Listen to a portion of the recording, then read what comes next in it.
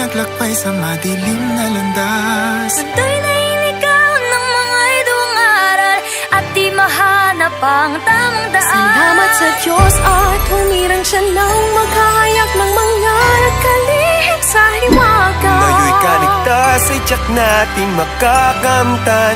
Dahil ang may tumawag na sa ating magngangaral.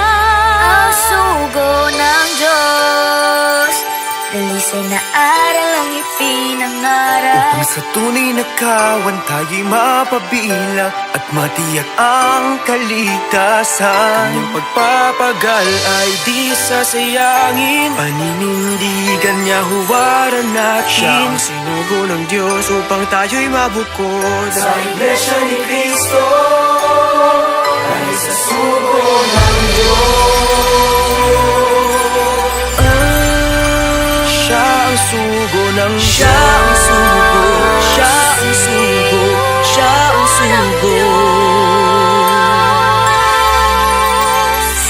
Di man madali, tinahak niya na landas.